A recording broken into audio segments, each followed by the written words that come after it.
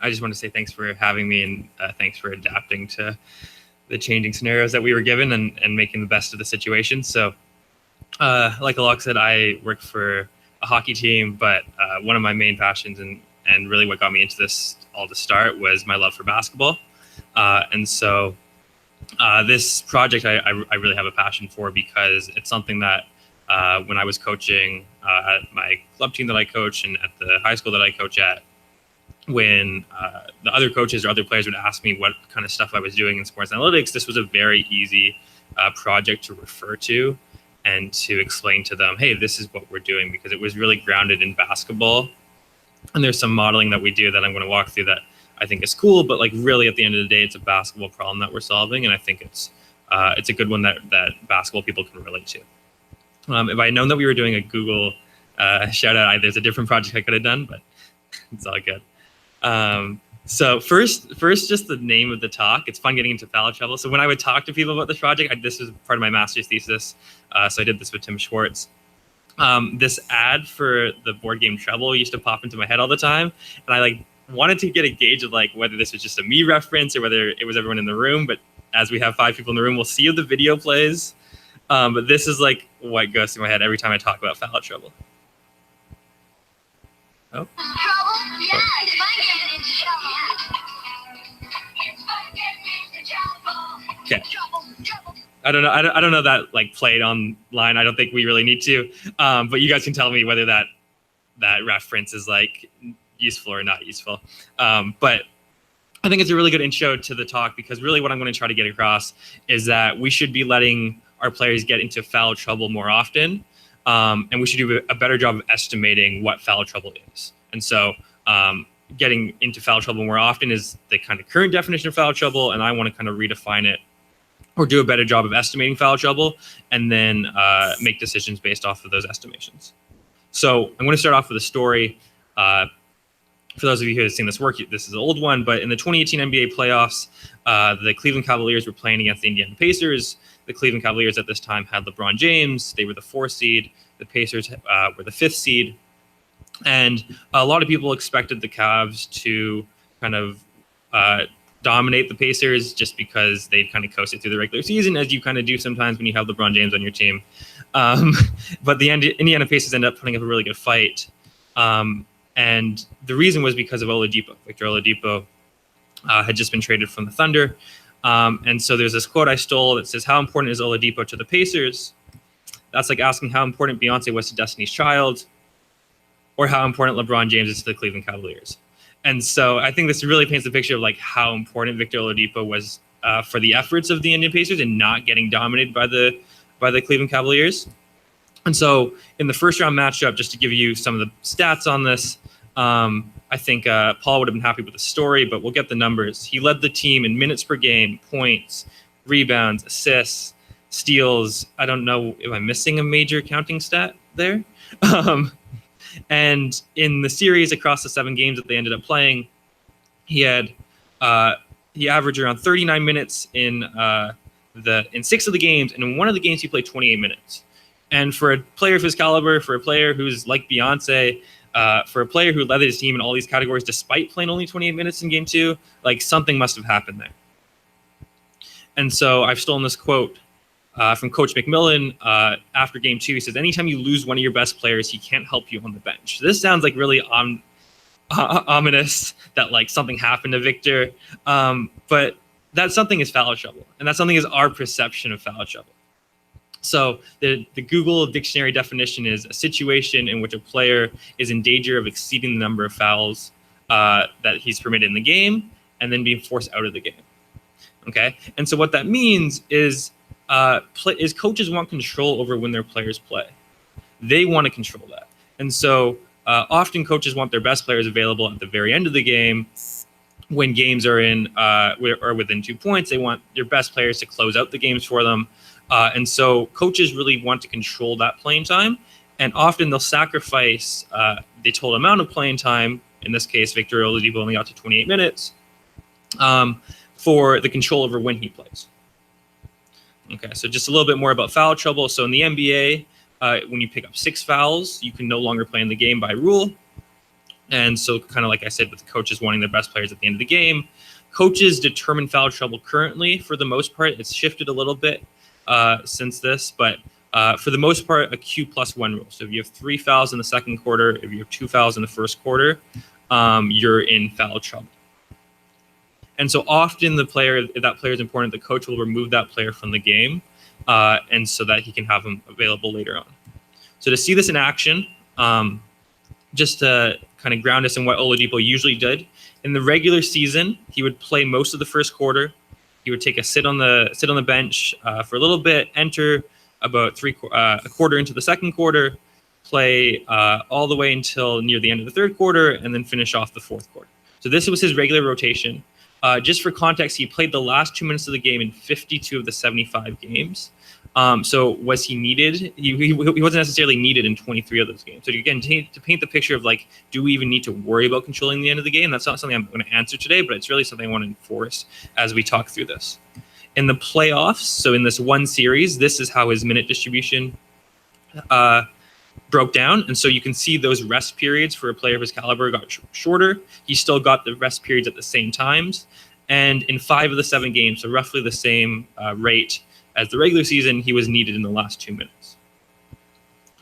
Okay, and so if we look at the game in question that we're talking about, so game number 2, he plays the first minute and a half and picks up 2 fouls. And so the team's a -4 with him on the floor. He goes to the bench way early. That's the foul trouble rule coming to effect from Coach McMillan. He sits the whole first quarter, and then he's magically not in foul trouble anymore. So he all of a sudden plays. Again, that's a little bit different from his rotation, but he's missed so many minutes. We're going to mess that up. They go on a 7-point run. He picks up his 3rd foul, again, sending him to the bench immediately. His team gets outscored by 2. And then he doesn't pick up a foul for the rest of the game. And the Pacers end up losing by 3 points. And so it's pretty hard to convince me. And again, like I don't love just using like off-on numbers.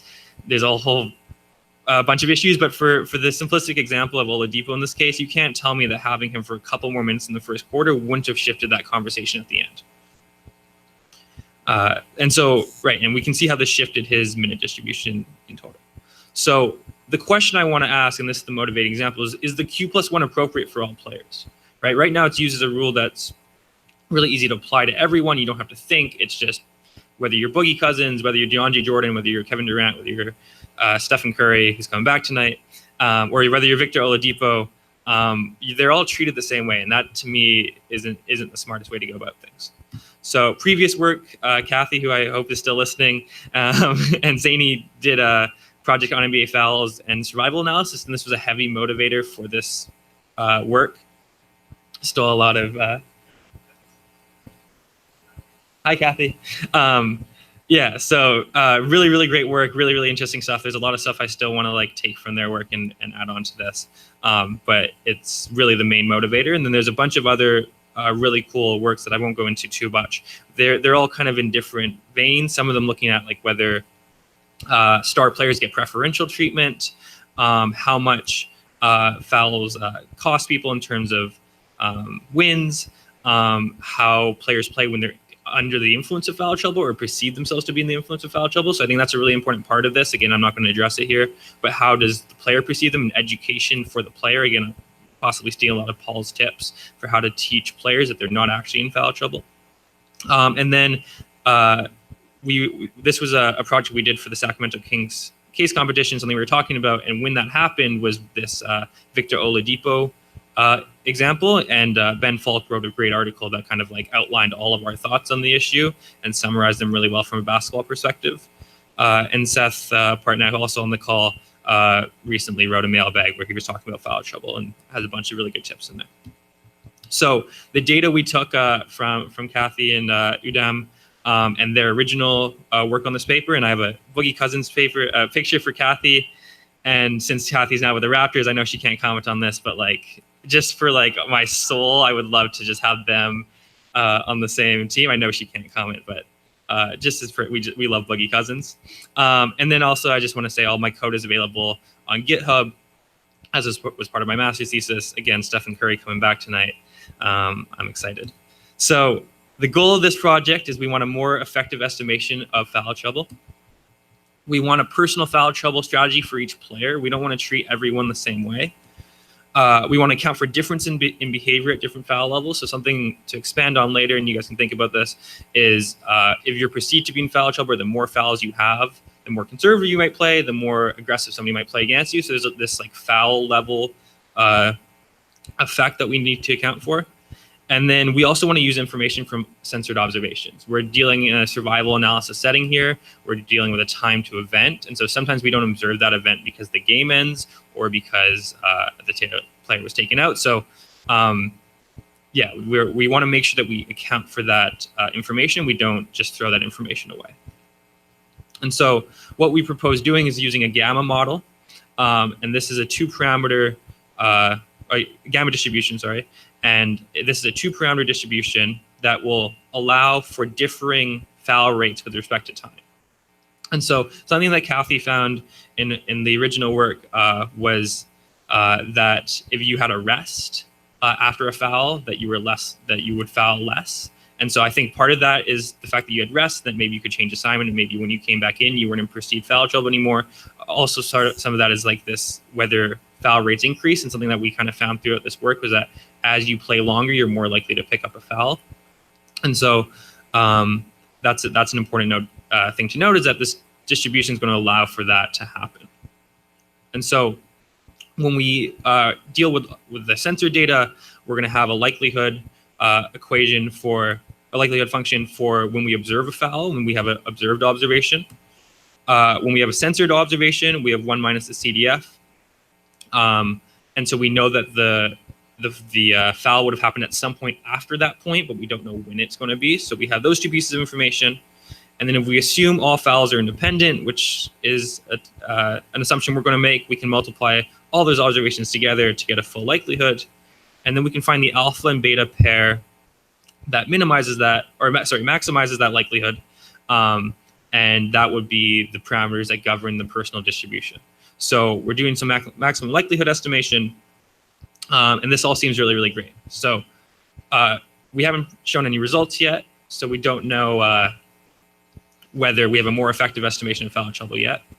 But so far, it looks like we'll have a personal foul trouble strategy for each player, because each player gets their own distribution. We're accounting for differences in behavior at foul levels, because we're going to use a different distribution for each foul level. So for each foul level, for each player, we'll have a different distribution. We have that difference accounted for. And we're using information for censored observation. So we're like 75% of the way there, as long as this all works out properly.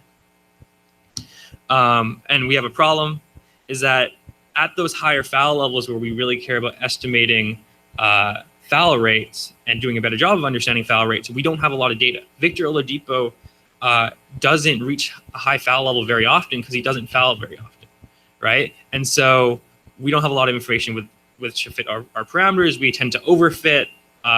Even if they do reach that foul level, if they get 5 fouls, it's often with like a minute and a half remaining in the game. Our observation ends up being censored, and we actually don't gain that much information about the player.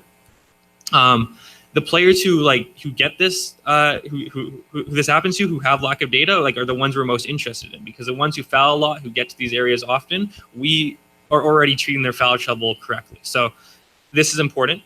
But the idea here is that we're going to borrow information from other players who are similar to that player to inform the behavior of the player of interest. So we're going to make it Bayesian. Yeah, if you guys know that statistics right. So the prior we're going to use is going to be for a given foul level, and it's going to depend on the position you play and the foul level you are at. Okay, so right now all guards at 3 foul levels, at 3 fouls, have the same prior. All centers at the second foul level with 2 fouls have the same prior. So we're going to say that these players come from the parameters for these players come from the same distribution, but obviously as we see data about that player, we're going to update that prior and shift it over to, as we see more data, we're going to shift it more and more and more. Okay, and so to do this, we're going to use a multivariate truncated normal distribution so that we fit the maximum or the minimum. We don't have any values less than 0, which is an important part for the gamma distribution. So to fit this model, we're going to use Stan, and we're going to use MCMC. And what we're going to get is parameters for those gamma distributions.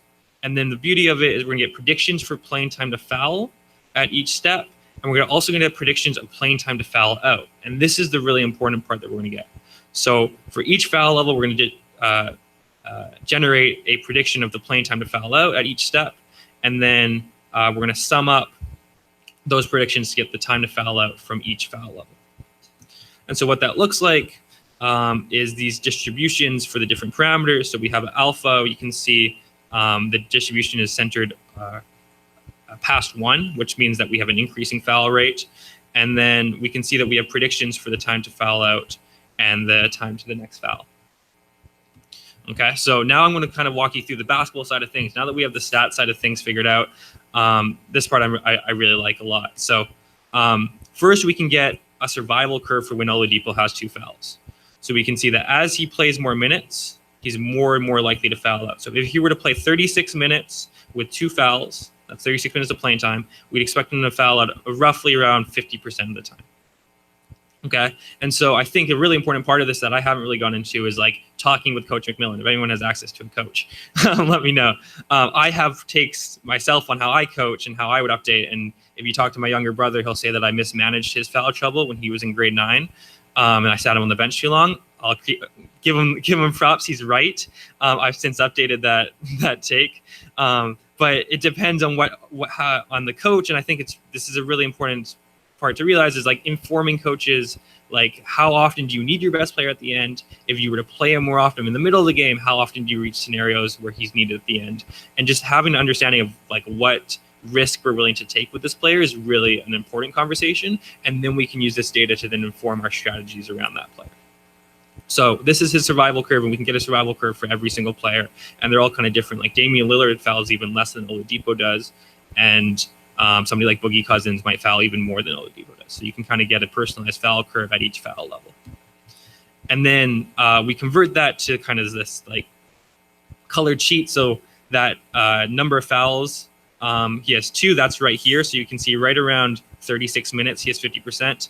I think if I was showing this to a coach, I'd probably start off with that first graph. And then I'd also cut out foul level 0, foul level 1, because you're never in foul trouble in those situations, and coaches don't think that. So really condense the information, maybe show them one at a time.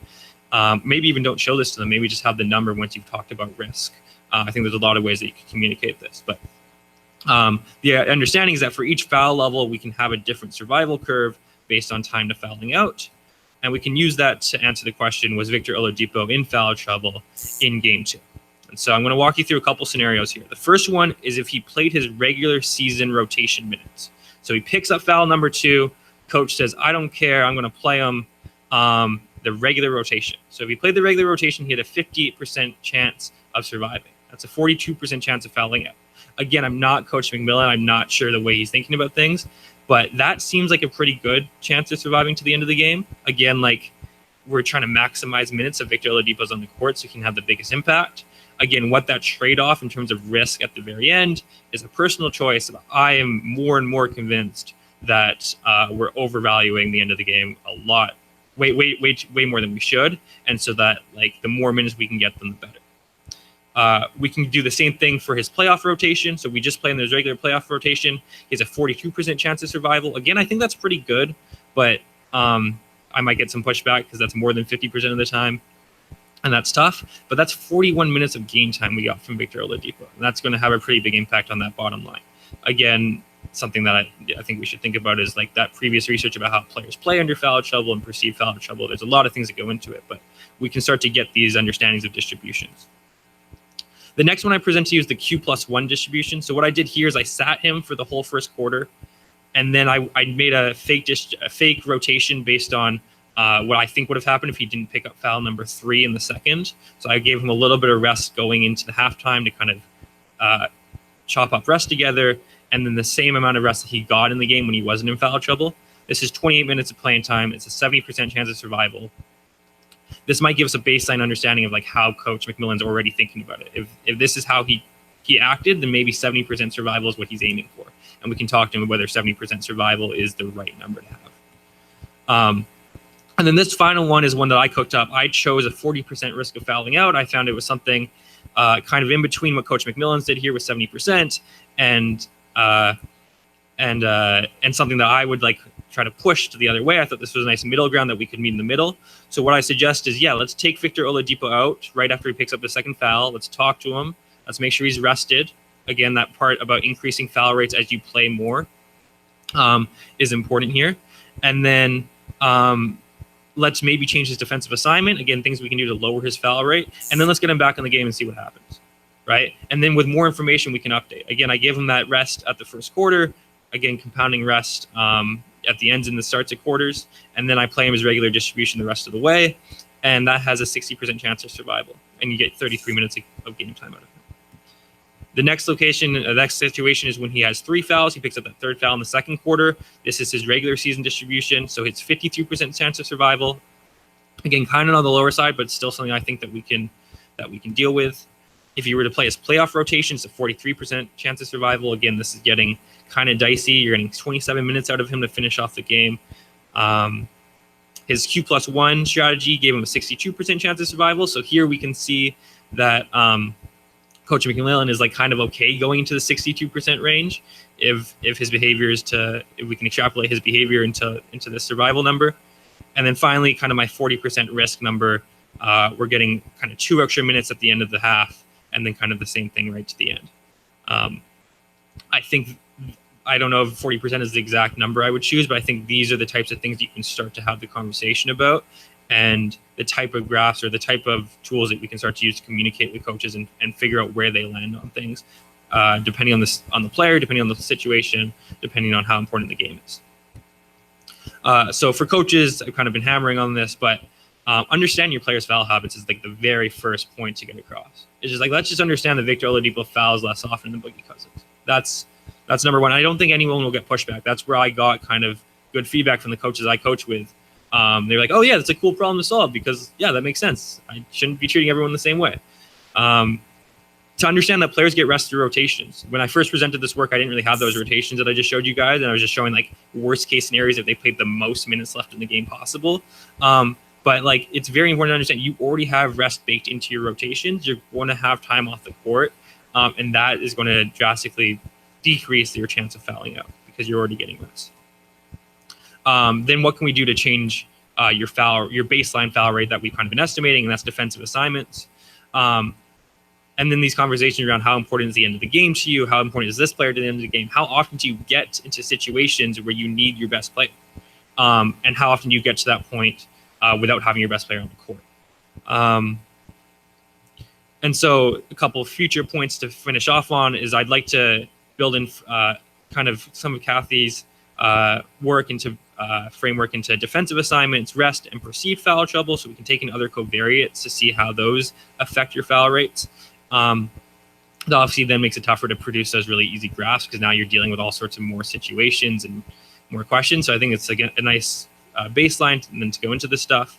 And then again, like really hammering that question home with coaches. What parts of the game is most valuable? And I think I stole this from either Seth or Ben, but when is control of playing time more important than the amount of playing time? Like that's like the crux of the issue here. You don't want to be fouling your own players out because you're scared that they're going to foul out. It just doesn't make a lot of sense. So with that, I just want to finish off with 2 things that I'm a part of, and a bunch of students up at SFU, U of T, University of Ottawa, and Dalhousie are hosting a hockey hack day in Canada on March 27th and 28th.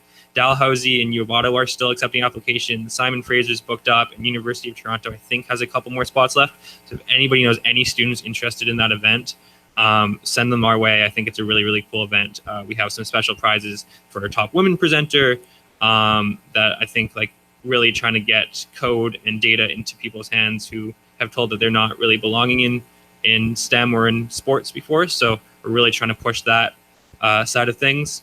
And then also CASIS is being held in Vancouver on September 26th of this year. And so I think we're accepting abstracts right now up until May. So it's a really great conference, a really great time, a really great city. So just have to shout those 2 things out. But with that, just wanted to thank again everyone for being here and tuning in online, and Alok for all of the great organization. So thank you.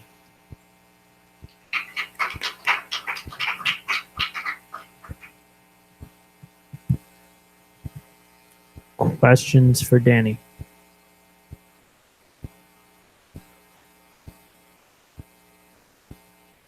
Kathy, I'm not going to make it mandatory, but he shouted you out like 6 times. She can't talk on this. It's basketball. If she wants to talk football. I mean, I can't comment. But it was great work, Dani. Really great. I mean, it makes me so happy to see this stuff. Thank you. That's all I was looking for. Thanks, Kathy. That's all I need. Anyone else?